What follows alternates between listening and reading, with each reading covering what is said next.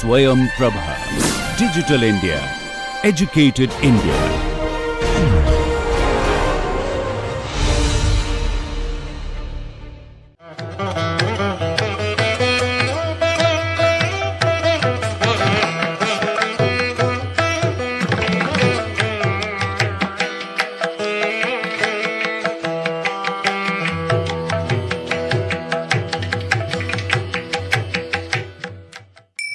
Namaste. Now, let us move on to the next chapter, 32nd chapter of Natya Shastra, Dhruva Vidhanam, which deals with the Dhruva songs.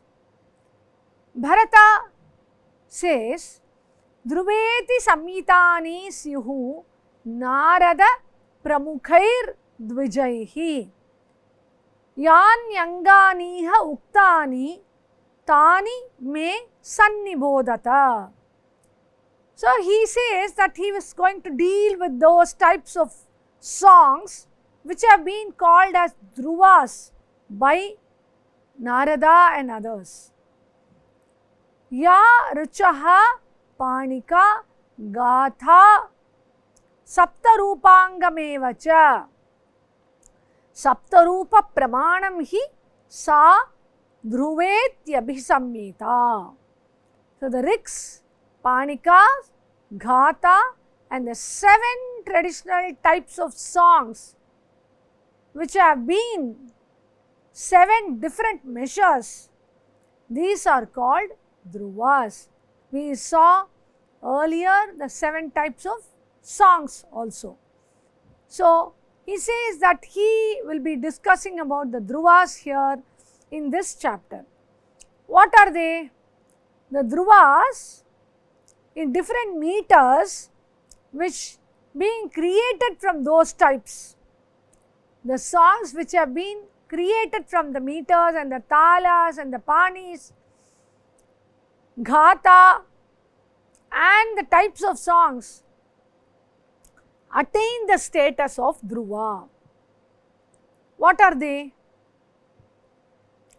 Mukham Pratimukham Chaiva Vaihaya Sakamevacha Sthita Pravritte Vajram Cha Sandhihi Samharanam Tatha Prastaraschopa Vartascha Mashaghatas Tataivacha Chaturasropapate cha Praveni Shirshakam Tatha Sampishtakantaharane Mahajanikamevacha Dhruvanam Angasamyani Panchanamapi Nityashaha. So he says the 5 classes of Dhruvas have always the following limbs. What are they? Mukha, Pratimukha, Vaihayasaka, Sthita, Pravritta, Vajra, Sandhi, Samharana, Prastara, Upavarta, Mashaghata, Chaturashra, Upapata, Praveni, Shirshaka, Sampishtaka, Antaharana, Mahajanika. Then now he talks about the Vastu. Already we saw the details about Vastu in Asarita. Ekavastu Dhruvagneya, Dvivastu Parigitika, Trivastu Madrakam Nyeyam, Chaturvastu Chatushpada. So the one song consisting of one Vastu is called Dhruva. The song consisting of 2 Vastus known as Parigitika, 3 Vastus known as Madraka we saw earlier, and 4 Vastus known as Chatushpada. So the Dhruva is so called because in its words the Varnas, Alankaras, Tempo, Jati and Panis are regularly connected with one another. Vakya Varnam hi Alankara Laya Yatyatha Panayaha ध्रुवम अन्योन्य संबंधा यस्मात् तस्मात् ध्रुवा स्मृता. This is a very important shloka which talks about the name given as Dhruva. Next, what is Dhruva and their limbs? The limbs of Dhruva. Dhruvascha pancha vigneya nana avastha samashrayaha etasam chaiva vakshyami sapta rupanga kalpanam. He says, depending on different conditions, the Dhruvas are to be known as 5 types. Now he says, I shall now speak about the 7 limbs of Dhruvas. What are they? Of course, there are 5 Dhruvas which are being dealt with in the next upcoming shlokas. So he says the limbs of the Dhruvas, especially the Praveshiki Dhruva, can be Upagata, Pravritta, Vajra and Shirshaka. Then limbs of the other Dhruvas can be Prastara, Mashaghata, Mahajanika, Praveni and Upapata, etc. So, like this he gives the details of the limbs of the Dhruvas here. Then he talks about the Tala in the Dhruva. Trayasrascha, Chaturasrascha, Talaha Karyo Dhruvatmakaha. Shatkalo Ashtakalaschaiva Yastu Purvam Prakirtitaha. The Tala in a Dhruva being Trayashra and Chaturashra should, as said before, consist respectively of 6 of 8 kalas. Sarvesham eva Geetanam yani angati smritanyatha tesham vrittam sa vividhamekakam cha bhavishyati. So he says the limbs of all the songs which have been mentioned before are to be known as Vritta, Vivadha and Ekaka. So he is going to explain all these Dhruvas here. The Vritta class of limbs will apply to the superior characters, the Vivadha to the middling ones and the Ekaka to the inferior characters. Then taking into account the application of the Tala, which may be Trayashra or Chaturashra, one should perform the Dhruvas in proper measure. Then now he talks about the 5 main varieties of Dhruvas. Dhruvascha pancha vigneya nana vritta samudbhavaha yatha sthana rasopeta uttamadhyama madhyamaha. Uttamadama madhyamaha. So uttama, adama, madhyamaha. What are they? Dhruvas originating in various meters are of 5 types. According to the rasas which they contain, they are of superior, middling and inferior type. Next he says, Dhruvas are of 3 class. Kanishtika graha, Sannipata graha and Apagraha. So, there are multiple varieties in this Dhruva chapter if you see. Each section of Dhruvas talk about multiple subdivisions of Dhruvas. So, it is really a huge chapter also, and it is very interesting chapter for those who are interested in penning the songs, especially composing songs. Then this is one of the best chapter to see how these songs were composed and how these Dhruvas were added to the Natakas. Now he describes the 5 varieties of Dhruvas. Praveshiki tu pratama, Dvitiyakshepiki smrita, Prasadiki tritiya cha chaturthi chantara dhruva, naishkramiki cha vigneya, panchami cha dhruva budaihi, etasam chaiva vakshyami chando vritta nidarshanam. He says the first dhruva is praveshiki, which can be for entering. The second one akshepiki, indicating something. The third one prasadiki, calming down. The fourth one antara, it can be the transitional song. And the fifth one is naishkramiki, the departing one. And he says, I will now explain these based on the chandas and the vritti. We saw the chandas and the vrittis in the Vachika Abhinaya chapter. So this has to be combined with those chapters and understood. The Vastu of the Gandharva, which I have spoken as of consisting of notes, tala and words, will be called Pada.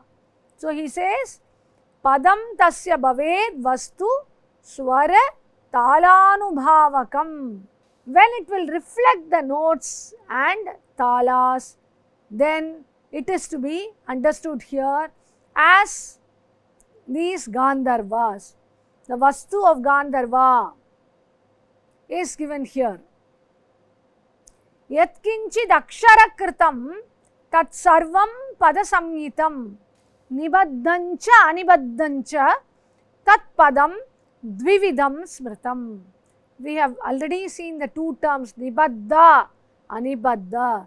Nibaddha is composed, tied, and anibadha is let loose, which is not composed, not so composed to a particular meter or a particular tala.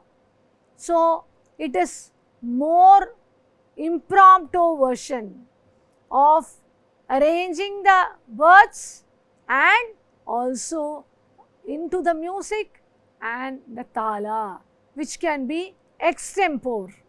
He says it is again of two kinds, conforming to no time measure, atala, or conforming to time measure, that is satala.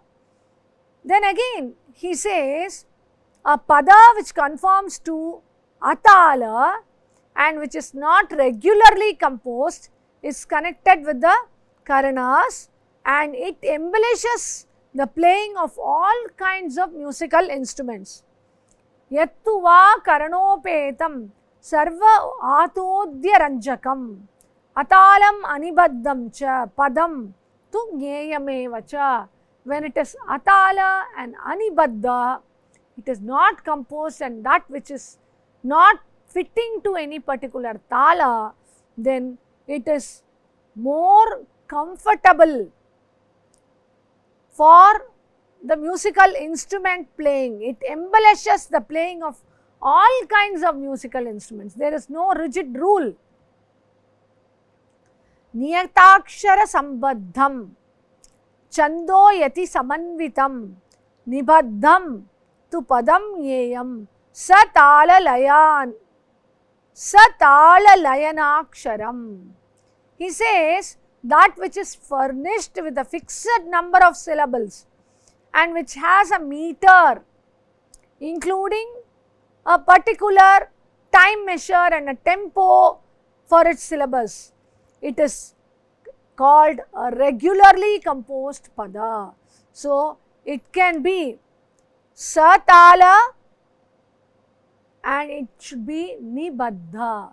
It should be composed with a particular tala. So that is different from the other one which he spoke of earlier. Then again he adds swachanda yati padam tu yata cha niyataksharam anibaddham padam gneyam atala layanaksharam anibaddham padam gneyam atala layanaksharam. So that which has a free meter and has no fixed number of syllables and has no time measure and tempo, it is called irregularly composed pada. So it can be comfortably sung. So he also adds the padas which are irregularly composed. Padani anibaddhani, talena rahitani, and which are without any time measure. Atodyeshu niyuktani yani tani tu. So what they do? They are connected with the musical instruments and they are meant to embellish the musical instruments. So naturally it can be more extempore singing and extempore playing of the musical instruments. But that which is regularly composed in presence of the syllable in a meter is called dhruva. So the composed ones, the nibaddha with satala is called dhruva. So he gives the details of these dhruvas here. Then he talks about the meters used in different dhruvas. The examples he gives in the prakrit form of varieties of dhruvas, and these are all given by Bharata here in this chapter. Now let us see some of the interesting meters used in these dhruvas. Rajani, Pratishta, Supratishta, Brahmari, Vijaya, Vidyutbranta, Bhutala Tanvi, Kamalamukhi. These are all the names of the meters used in these types of dhruvas. Ghana Pankti, Tanu Madhya, Makara Shirsha, Vimala, and he has given shlokas in connection to this particular dhruva as examples for that dhruvas. They are also very beautiful, and if we see the Sanskrit along with the Prakrit verses, they are so lovely to read. The beautiful meter Nalini, the meter for this he gives Yad Dvitiyam Hrasvam Sarvamanya Dirgam Yatra Pade Pade Nilatoya Sasyat. This is the shloka, 99th shloka, and the next verse, example in Prakrita. Mehavundam meso Vikkikaranto Vado Dusaho Avadi Padavanam Lasi. So this is a beautiful verse in Prakrita. So he has given meters based on various talas. So he is also basing the meters based on the mora, he says. Atha urdhvam pravakshyami gana matra vikalpanam. Based on gana and matra, he is going to give the meters. In this chapter, if you see, starting from the verse 49 till 359, different varieties of dhruvas in different meters are given with examples in Prakrita. That is the speciality of this chapter. So, this is the idea that whenever you pen shlokas or pen dhruvas in your own Matrabhasha, you can use this chapter as a model for composing the dhruvas in your own language. So, after giving nearly 300, more than 300 varieties, he says, he gives the 5 aspects of dhruvas. What are they? He is talking about the 5 causes, which are jati, the class, sthana, the occasion, prakara, the variety, pramana, the measure, and nama, the name. Jatihi, sthanam, prakarascha, pramanam nama chaivahi, nyeya dhruvanam, natyajnaihi vikalpa panchahetukaha. The number of syllables in a meter of dhruva constitutes the class, that is the jati. Such numbers being odd or even will give rise to the varieties, prakaras. So, it needs the jati, the class, it needs the occasion, the varieties, the measure and the name.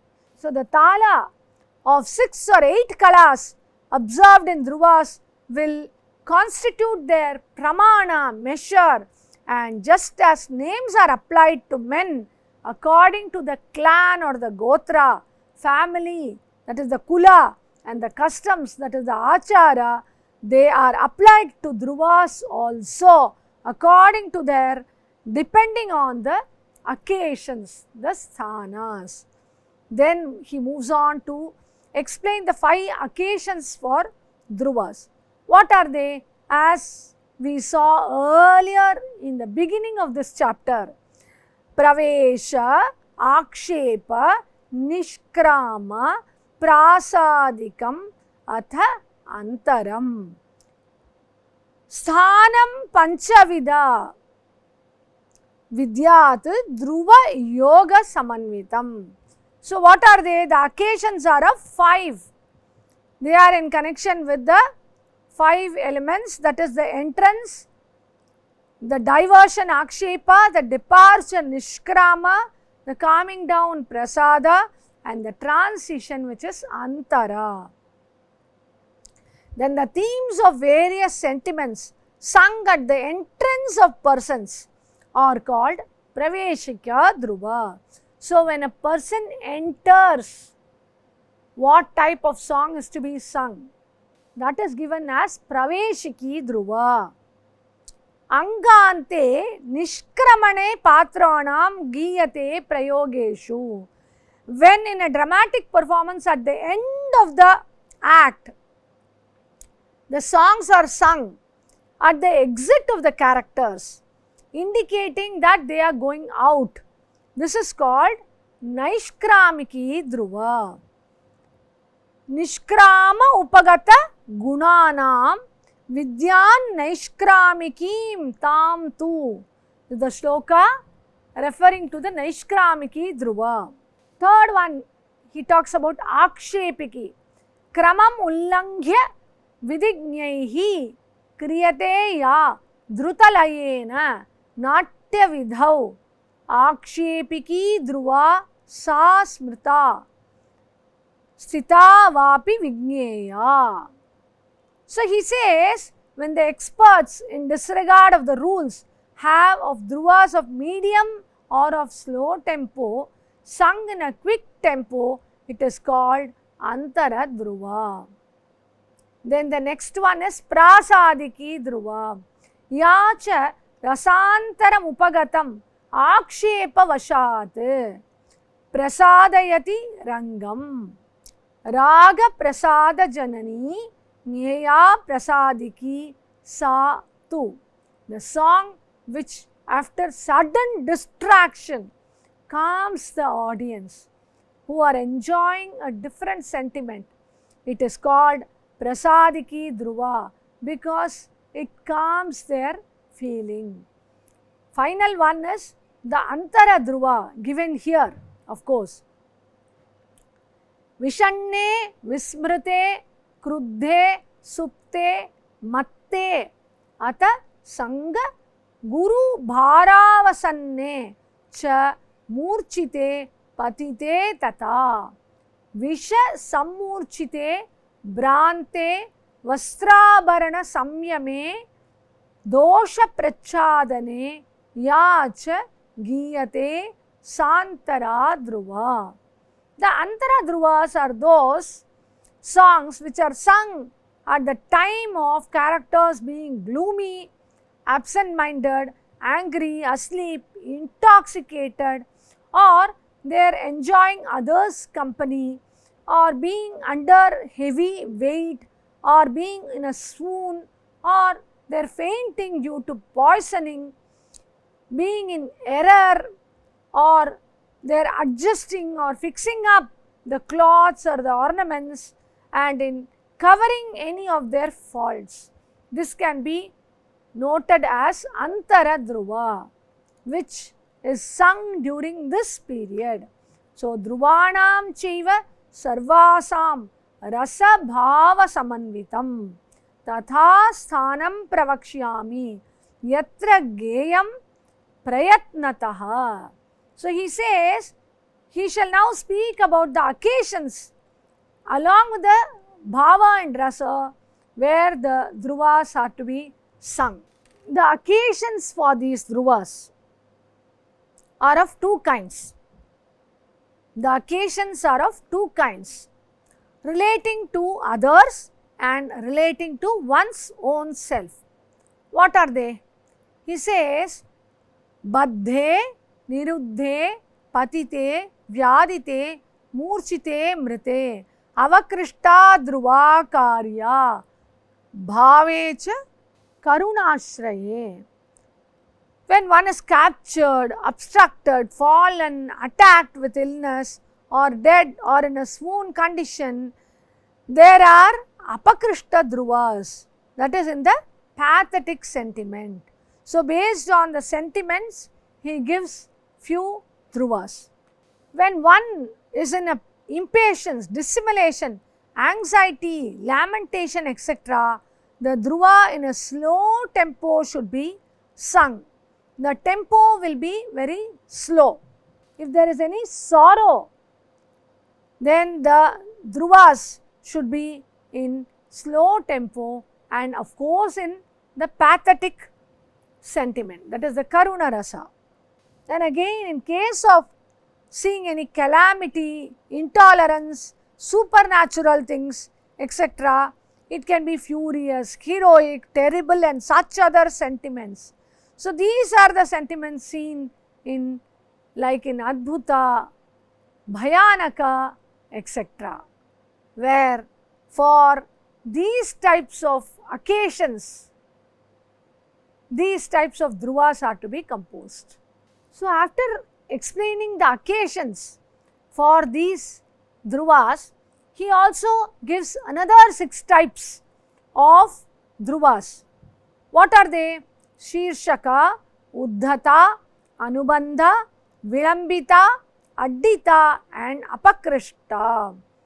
A dhruva which is at the position of Shiras, head, it is called Shirshaka.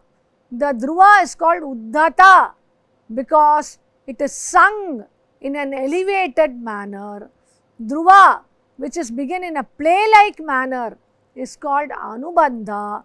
The Vilambita dhruva, according to the dramatic conditions, moves away slowly or not very quickly. And then the dhruva in connection with the erotic sentiment and has some extraordinary qualities, it is called Addita dhruva. And finally, a dhruva which is for the reason of its being sung in other states, other bhavas, for reasons other than that which was why it was begun, it is called Apakrishta dhruva. So, these are the varieties given by Bharata. So, he also adds that the dhruvas can be according to the characters.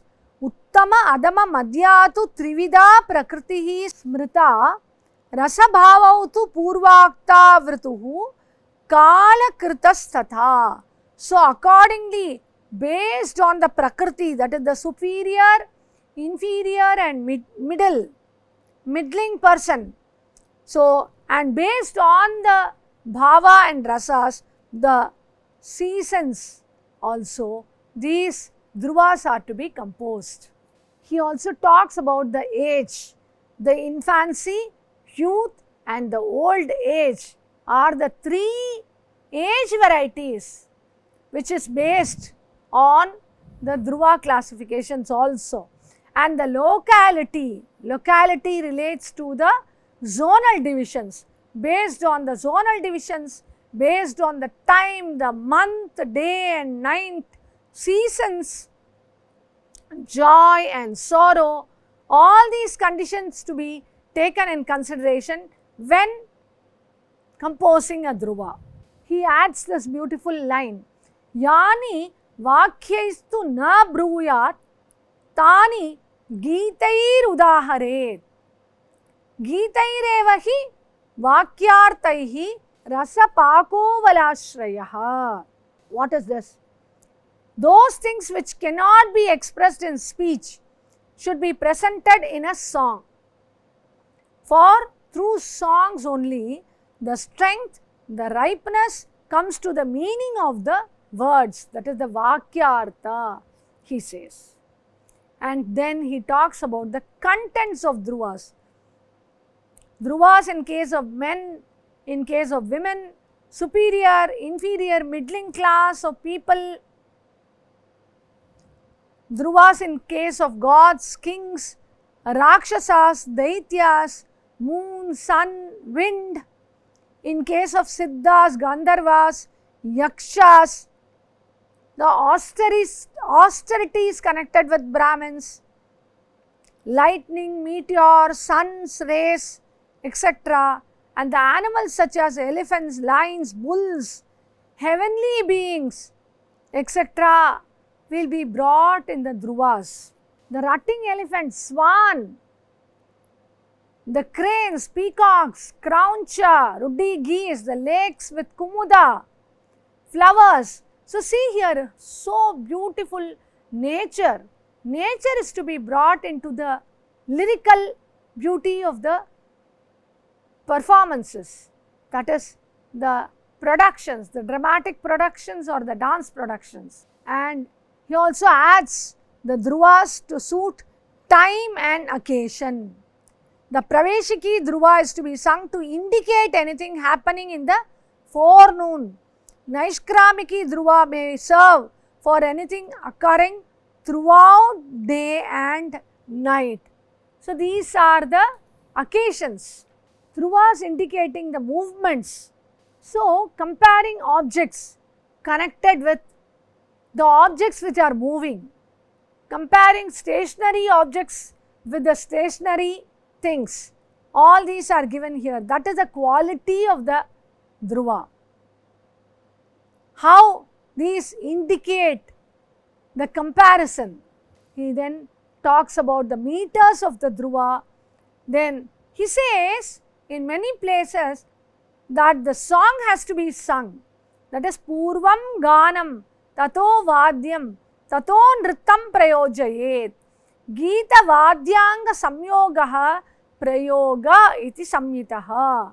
The song should be taken up first, then the instrumental music, and then the dance will be finally added. The composition or the combination of the song and the instrumental music with the dance is called performance or a prayoga. He also talks about the language of the dhruvas. The bhashas can be Shuraseni, Magadhi, etc. based on the pravrittis and the regions and the characters who are going to sing those dhruvas. Meters for the dhruvas to suit a particular occasion in the particular drama. Then he talks about the rules of grahas connected with the songs. Explaining the application of the songs, he says, Evam prayoktribihi karyam dhruvanam sanniveshanam yatha sthanashrayopetam nrittanatya prayojakam. Producers should in this manner apply in their proper places the dhruvas required for dance and drama. Accordingly, they have to use these dhruvas. Yatha varnadhrite chitram shobhate na niveshanam evamevam vina ganam natyam ragam na gacchati. He says, just as a well-built dwelling house does not become beautiful without any color, so without any song, the drama does not attain the capacity of giving joy. This is a beautiful verse which talks about the beauty of a production. He also adds, Purvaranga vidane tu kartavyo ganajoho vidihi deva pujadikarascha tatra samparikirtitaha. So he says that it has been given in the chapter of Purvaranga regarding the rules of song, and accordingly it has to be executed. Then finally in this chapter, that is the Dhruva chapter, he talks about the qualities of singers and players of instruments. We have a wonderful array of shlokas which talks about the quality of the voice, quality of the acharya, quality of the sishyas, so which is to be known by each and every student of music and dance and theatre. He says, I will now talk about the quality of the singers, and he moves on. Gunat pravartate jnanam doshat chittam nirasyati tasmad yatnena vigneya guna doshaha samasataha. Knowledge proceeds from quality and the mind gets repulsed due to faults. Hence, one should carefully know in brief the qualities and the faults. So, we need to know about the guna and dosha of every particular art or anything for that matter. So, then only we can improvise on the gunas, and we can also make ourselves qualified without doing the doshas or without entering the doshas. So he says the singer should be of young age, loving nature, throat full of sweet voice. He should thoroughly know about the tempo, tala, division of kalas, their measure and application. Gata pratyagravaya snigdho madura swaropachita kantaha laya tala kalapata pramana yogeshu tattvajnaha. He prescribes a woman to be a good singer.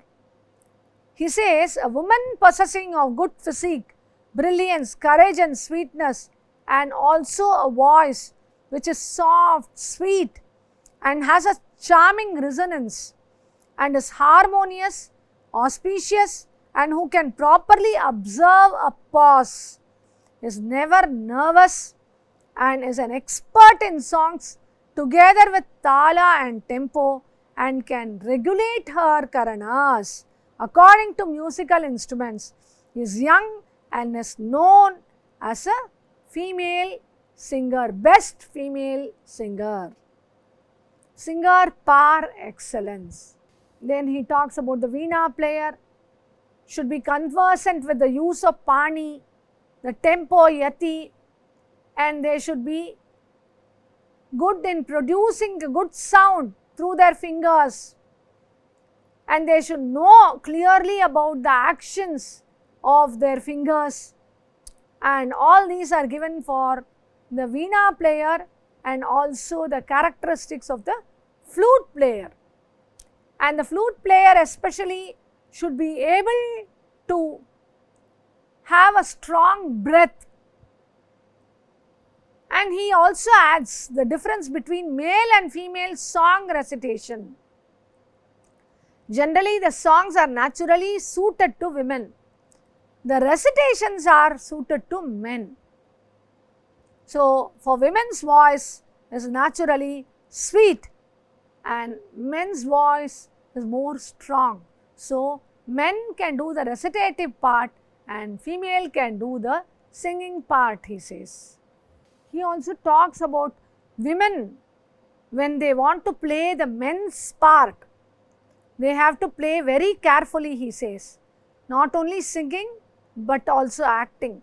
For women are naturally able to make graceful movements. So, they have to acquire that Saushtava to take the role of men, he says. Men acquire Saushtava by regular exercise and practice, and women's movements of limbs are naturally pleasing. So, with an eye to this fact, men are to instruct women in songs, musical instruments, and recitative relating to different characters. There may be a loss of proper note in women's songs and playing of musical instruments, but this will not be sweet to hear in case of men, he says. Now he gives 6 qualities of a teacher. Smriti, Matischa, Medhacha, Uha Apohastataivacha, Shishya Nishpadanam Chaiva, Shad Acharya Gunaha Smritaha. The 6 qualities which a teacher should have are memory, Smriti, memory, Mati, judgment, Medha, intelligence, Uha, Apoha, reasoning positive and negative, Shishya Nishpadana, and ability to train pupil. So, these are the 6 qualities of the Acharya. The 6 qualities of a disciple: Medha, Smritir Guna, Shlagha, Ragaha, Sangarsha evacha, Utsahascha, Shadevaite, Shishyasyapi, Gunaha Smritaha. He says the 6 qualities which a disciple should have are again Medha, Smriti, memory, Medha, intelligence, Smriti, memory, willingness to serve, Shlaga, devotion to work, Raga, spirit of emulation, Sangharsha, and enthusiasm, Utsaha. These are the 6 qualities of a disciple, Shishya. Then he talks about the qualities of voice. The 6 qualities of voice are: it should be loud, compact, smooth, sweet, and carefully and distinctly related to the 3 voice registers. Then he also talks about the faults of the singer, the 5 faults which are to be noted. Maybe the first one, Kapila. The second one, the 5 faults of the singer are given: the Kapila, the cracking voice. Next is Vyavasita, Vyavastita, unsteady voice. Sandashta, bitten voice. Kaki, crow-like voice. And Tumbaki, nasal voice. These 5 are to be said as the fault of the singer, and thus he talks about the guna, dosha, and all elements of dhruvas in this chapter. He added the 5 varieties of dhruvas and the meters connected with dhruvas and the occasions for the dhruvas, the conditions, the sthanas, the seasons, everything connected with singing. And finally, he has also given the qualities of the teacher, Acharya and Shishya, the voice register, the veena player, and even the flute player. And thus ends this chapter called Dhruva Vyanjaka. With this, we finish this chapter and we move on to the next chapter. Namaste.